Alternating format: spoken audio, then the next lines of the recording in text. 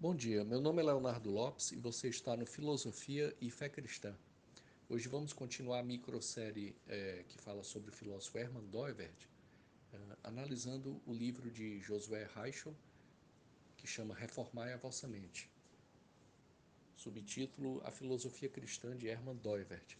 É o livro-chave que estamos usando aqui como guia para fazer esses áudios. Utilizamos também outros livros, mas no momento estamos utilizando esse como guia referencial. E vamos continuar então, já aqui a página 12, sempre com a metodologia de ler alguns parágrafos e comentar. Como dito nos áudios anteriores, o canal sempre procura fazer uma análise, uma relação da filosofia acadêmica, da filosofia tradicional, com a nossa fé cristã, bíblica, cristocêntrica. Temos outros áudios sobre a história da filosofia, em que analisamos o livro de Colin Brown, chamado Filosofia e Fé Cristã,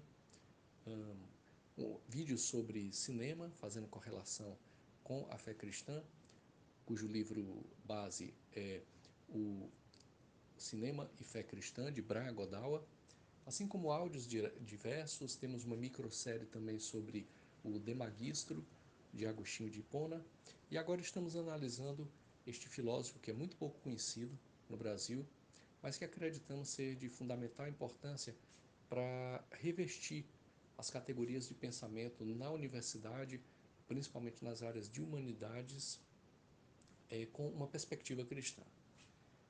E aí vamos analisar aqui sobre o livro, como dito nos áudios anteriores, é muito interessante, é um livro introdutório sobre esse filósofo e, portanto, é um bom começo para se começar a estudar o Hermann Doivert. Quem puder, quem quiser, adquira o livro, é realmente muito bom. Então vamos aqui para a página 12, onde ele fala sobre a modernidade. Vou seguir a mesma metodologia, ler o parágrafo e posteriormente fazer alguns comentários. Então, para não perder mais tempo, vamos direto aqui à leitura. Chama A Modernidade. Então ele diz assim, o autor: falar em modernidade é falar de uma visão de mundo ou uma cosmovisão que emergiu na Europa e com o passar do tempo foi ganhando uma forma cada vez mais definida e um escopo cada vez maior. Em um primeiro momento, pode-se defini-la como a designação abrangente de todas as mudanças intelectuais, sociais e políticas que criaram o mundo moderno. Bom, temos no canal, na playlist Filosofia e Fé Cristã, aquela que é a coluna vertebral desse canal, em que analisamos o livro de Colin Brown, Filosofia e Fé Cristã, que faz um apanhado histórico dos mais diversos pensadores, dos grandes pensadores tradicionais da história da filosofia, e nós buscamos sempre, à luz das escrituras, analisar em que ponto se distanciam, em que ponto se aproximam da nossa fé cristã. E aí temos muitos áudios sobre o início da modernidade, a passagem do teocentrismo para o antropocentrismo, não é? Um movimento chamado Renascimento, a pré-modernidade, ainda ali com Tomás de Aquino, vários áudios, o início, o fortalecimento da visão antropocêntrica a partir do cartesianismo e depois seguindo a partir dos diversos movimentos que emergiram, como o iluminismo, entre outros. E há sempre uma definição que eu acho que é a síntese do que foi tratado lá nos diversos autores, inclusive incluindo a Reforma Protestante enquanto um movimento que emerge também nesse contexto da passagem a um mundo diferenciado do mundo cristão católico medieval. Bom, de uma forma geral, encontramos na figura de René Descartes, e tratamos isso em vários áudios, quem quiser pode olhar na playlist, no cogito cartesiano, no penso, logo existo, uma noção antropocêntrica de uma unidade que não pode ser colocada em dúvida, que é o eu penso. Esse eu penso, ele é radicado no sujeito do conhecimento, quer dizer, no homem, e é a partir desse homem que o conhecimento vem a surgir, a partir dessa noção que não pode ser posta em dúvida, que é o eu penso. Isso é basicamente o antropocentrismo. Quer dizer, você centralizar no homem, no pensamento humano, e aí, como Descartes falou, no seu cogito, né, o eu penso, as noções de conhecimento. É claro que isso é uma visão bem geral, mas é basicamente nessa passagem do teocentrismo para o antropocentrismo que nós podemos radicar ali, principalmente no início, com o movimento pré-moderno, ainda com Tomás de Aquino, e depois o movimento renascentista, esses inícios e que depois vão seguindo, como disse aqui o autor, né, ficando cada vez mais definida e ganhando um escopo cada vez maior, que é a modernidade. Mas vamos voltar aqui ao texto. O autor diz assim: 5 eventos históricos foram paradigmáticos nesse sentido, pois ilustram essa mudança: a Reforma, o Renascimento, o Iluminismo, a Revolução Francesa e a Revolução Industrial. Todos esses movimentos eles vão mudar de uma forma radical aquele mundo que durou 1000 anos e que basicamente era o mundo da Igreja Católica, de uma forma geral apostólica romana, e que ditava as feições do mundo medieval, né?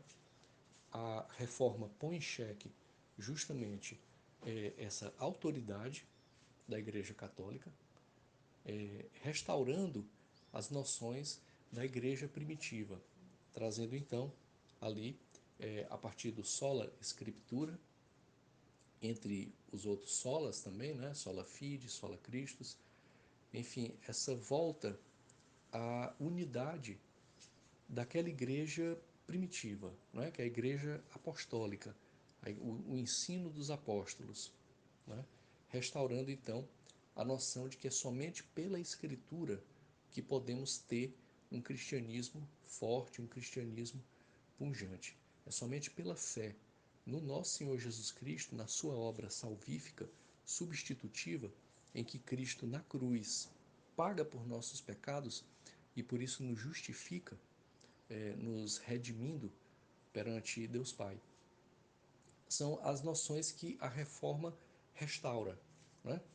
E aí temos diversos áudios de filósofos medievais em que tratamos principalmente dessa noção de que muitas vezes os filósofos medievais, e a maior parte deles, para não dizer todos, eram clérigos católicos, muitas vezes apareciam com filosofias em que ficava difícil fazer uma apologia cristã e principalmente uma apologia bíblica, né? A figura de Cristo a gente enxerga ainda muito em Agostinho de Hipona, mas depois vai ficando cada vez mais rarefeita, vai se entrando em âmbitos muitas vezes complexos, âmbitos da lógica, por exemplo, mas a simplicidade dos evangelhos, a simplicidade da mensagem de Cristo vai meio que desaparecendo.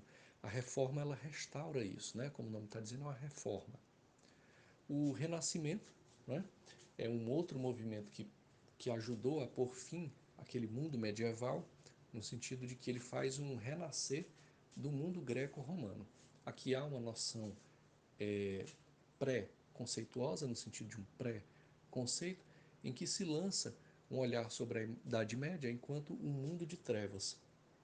O que nós já tratamos aqui em vários outros áudios também, não faz sentido, porque a Idade Média, muito pelo contrário, é talvez a idade, o período, a era histórica humana em que mais se estudou, né? Você tem ali o Trivium, com os estudos propriamente das letras, os estudos linguísticos, onde se estudava a dialética, a retórica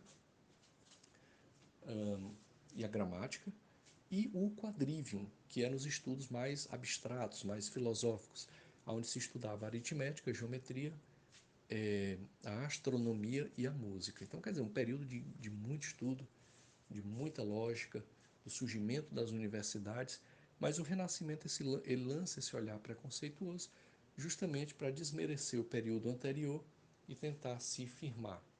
O Renascimento vem em seu bojo a noção do antropocentrismo de uma forma muito forte. O Iluminismo, que pega um tanto quanto, e aqui bem a grosso modo, claro, para o áudio não ficar muito extenso, mas pega a noção de iluminação, que é uma noção que vem desde Agostinho e atravessa a Idade Média, e modifica, ressignifica, colocando no homem essa função de que o conhecimento traz luzes, e a partir dessas luzes, esse homem iluminado, ele pode em si mesmo ditar os rumos da moral e da ética, da política, entre outras áreas. A Revolução Francesa é um movimento que faz uma mudança radical e uma cisão entre as classes monárquicas e propriamente eclesiásticas, e a ligação dessas duas classes, enaltecendo um tanto quanto os valores mais populares e também os valores burgueses, e dá uma nova feição, quer dizer, prepara aí o mundo chamado contemporâneo, e a Revolução Industrial, com o avanço da ciência, avanço das tecnologias provenientes da ciência e a necessidade da formulação de um mundo que é baseado em torno desses avanços, né? Por exemplo, o principal, a energia elétrica. Bom, esses são movimentos, explicamos aqui bem a grosso modo, para não se deixar o áudio muito extenso, já vai indo em 11 minutos, mas prossigamos então com a leitura. Nesse sentido, a Era Moderna pode ser entendida como um processo de transformação radical do padrão anterior de ordem e das relações sociais. A modernidade implantou novos padrões de ideais, filosofia, pensamento político, economia, estética e religião. Quer dizer, é uma mudança geral e não somente em uma área. Demais, quando se fala de modernidade, é lugar comum nas humanidades falar da crescente separação entre religião e outras esferas da vida. Como afirma o teólogo luterano Wilhelm Wachholz, ele diz assim: na pré-modernidade, que é propriamente aquele período ainda do Renascimento, um pouco depois de Tomás de Aquino, o autor continua aqui a leitura. A religião perpassava toda a vida das sociedades. Não se conhecia a moderna separação entre religião e mundo secular. Comentário aqui. É por isso que muitas vezes, quando se fala do Agostinho, é muito comum se perguntar, mas o Agostinho era filósofo ou era teólogo? Ou eu já ouvi que mesmo em bancas de defesa, de mestrado, as pessoas, em vez de se focarem no texto, discutirem se o Agostinho era filósofo ou era teólogo. Bom, o Agostinho não era nem filósofo nem teólogo, porque ele mesmo não fazia essa distinção, né? Não havia essa distinção. Essa distinção é moderna. Essa distinção que separa a razão da fé, a teologia da filosofia. E aí que não leva em conta, propriamente, aquela filosofia que mais se assemelha a uma crença, ou aquela crença que mais se assemelha a uma filosofia, ou não leva em conta os campos de interseção entre razão e fé. Então, continuando na leitura aqui do texto, o filósofo católico Charles Taylor cunhou o termo immanent frame, arcabouço imanente, para referir-se a uma das consequências do processo de secularização do Ocidente, no que ele aponta como um fechamento a categorias que transcendam o mundo natural. Basicamente, esse é um processo que começa de uma forma mais forte com Spinoza, porque aí em Spinoza você tem essa noção de uma divinização da natureza, uma certa noção que tem que ser bem trabalhada, mas há sim uma certa noção de panteísmo, em que faz com que a natureza seja vista enquanto divina, e posteriormente no século XIX você tem uma figura como Feuerbach, que vai dizer que a natureza ela não tem nada de divino. Ele aproveita-se então das recentes descobertas da ciência do seu tempo, e então torna imanente todo o processo de racionalidade, fechando em torno da natureza e fechando as portas, por assim dizer, para categorias que vão além desse mundo natural. Quer dizer, tudo se resume ao mundo natural, as relações de causa e efeito que ocorrem na natureza, a partir principalmente da física, também da biologia e das outras ciências, né? Cai a metafísica, é por isso que um pouco depois Nietzsche vai dizer que Deus está morto. Quer dizer, porque é justamente essa quebra da metafísica de base ontológica do mundo antigo e do mundo medieval. E basicamente seria isso, seria uma plena naturalização. Depois você vem com Karl Marx, que vai colocar a consciência do homem não mais como natural, mas uma consciência formatada a partir do sofrimento gerado pela luta de classes. Bom, mas continuemos aqui a leitura do texto. Nesse sentido, alude-se à reforma protestante deflagrada por Lutero em 1517 como um evento importante proto-moderno, dando abertura a um processo de individualização e apelo à liberdade pessoal. A reforma teológica logo alcançaria vastos territórios na Europa e muitos adeptos. O protestantismo se caracteriza por um forte apelo à individualidade e à responsabilidade pessoal, como apontado por Max Weber em sua Ética Protestante e o Espírito do Capitalismo. Então, em outra passagem comentando a reforma, Wachholz, que é aquele autor que falamos antes aqui, afirma que, ele diz assim, a reforma inaugurou o cristianismo como princípio de adesão a uma comunidade cristã. Na modernidade, à medida que igreja e Estado se afastam, o que se consumou na Revolução Francesa de 1789, a religião deixa de ser fundamento da sociedade. Estado e mercado tornam-se esses fundamentos. As sociedades passam a ser organizadas a partir do Estado e do mercado. A sociedade agora é formada por pessoas ateias, mas há em seu meio pessoas cristãs. A religião passa a ser uma opção. É um panorama geral que o Wachholz traz, em que a religião ela passa a ser, na modernidade, relegada ao campo do privado, né? Ou seja, a vida privada. Em uma via pública, você não deve propriamente lançar mão da sua religião.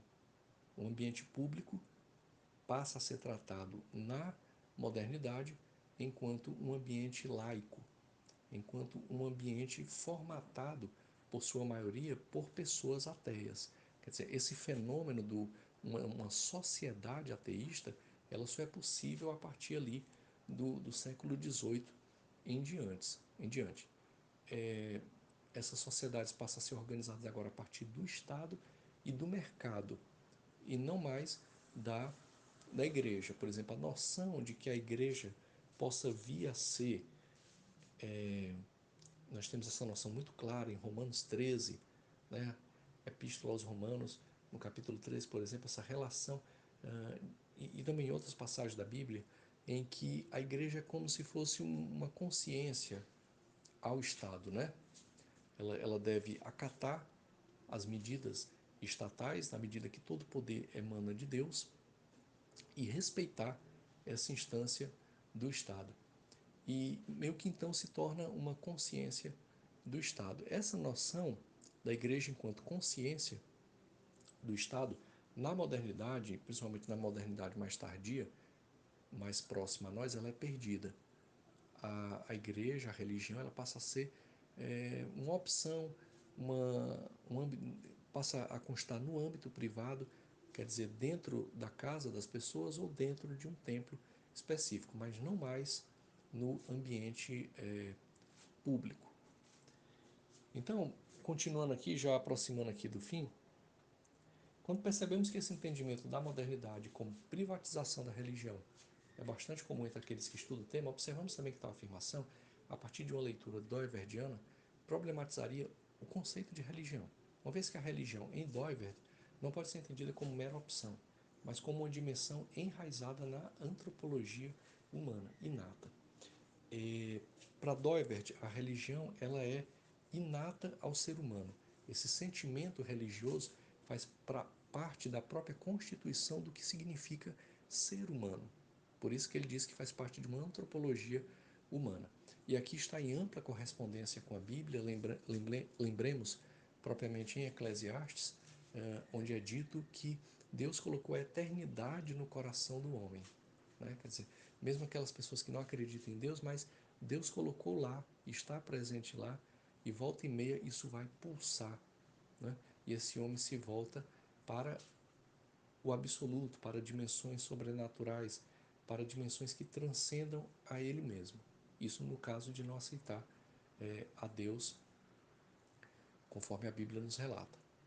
Mas então ele conceitua a religião como o impulso inato da personalidade humana a dirigir-se à verdadeira ou uma pretensa origem absoluta de toda a diversidade temporal de significado que se encontra focada concentricamente em si mesma.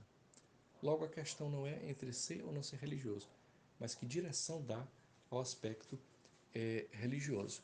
Muitas vezes nós temos muitas filosofias que são extremamente religiosas, razões que são extremamente eivadas de crenças, né? A própria dimensão política, ela a partir do século XIX, ela adquire caracteres de culto religioso, de fervor religioso. Algumas ideologias políticas, elas são muito assemelhadas a seitas religiosas, tendo aí os seus sacerdotes, os seus fiéis específicos, os seus cultos específicos, até jejum, que é uma característica propriamente religiosa, muitas vezes aparece nas dimensões políticas. Então, é isso que ele quer dizer, que direção dá ao aspecto religioso. Né? Aonde você coloca glória? Né? Eu citei aqui no áudio anterior, por exemplo, que quando eu estudava, época de escola, eu tinha dois colegas que tudo eles falavam em torno do futebol.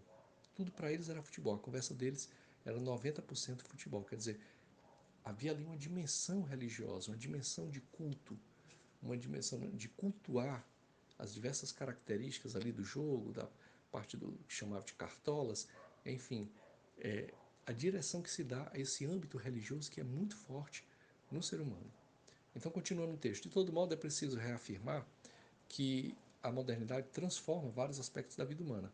Restringi-la a um aspecto seria reduzir seu potencial analítico e explicativo. A definição de modernidade, dada pelo sociólogo britânico Anthony Giddens, é que ela refere-se a estilo, costume de vida, organização social que emergiram na Europa a partir do século XVII e que ulteriormente se tornaram mais ou menos mundiais em sua influência.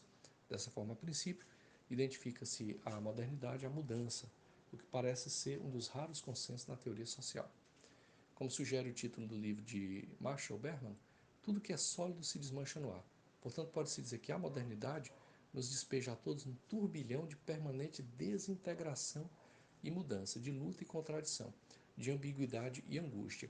E isso é bastante verdadeiro. A modernidade, ela traz todo esse turbilhão de emoções ao ser humano.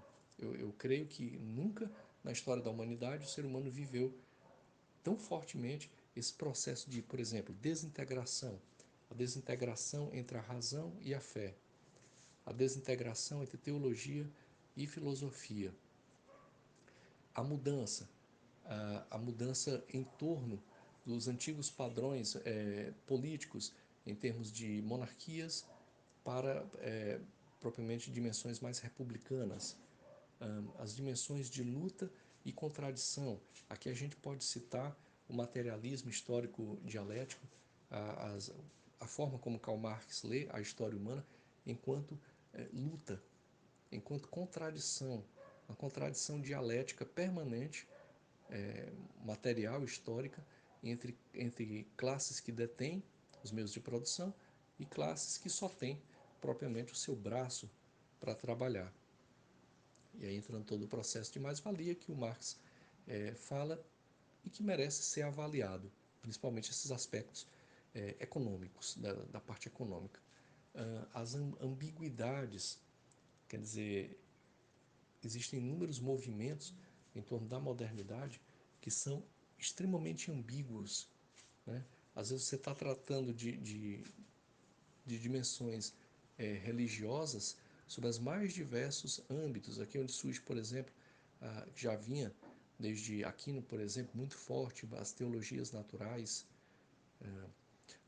propriamente depois as teologias liberais, alguns séculos depois, as dimensões de angústia que emergem, quer dizer, você tem um filósofo como Kierkegaard, que erige quase toda a sua filosofia em torno do conceito de angústia, daquele homem pós-hegeliano que não se identifica mais com o mero fluir, o mero processo do conceito, mas que agora começa a se analisar enquanto um ser, digamos assim, para usar uma expressão bem popular de carne e osso, em sua angústia.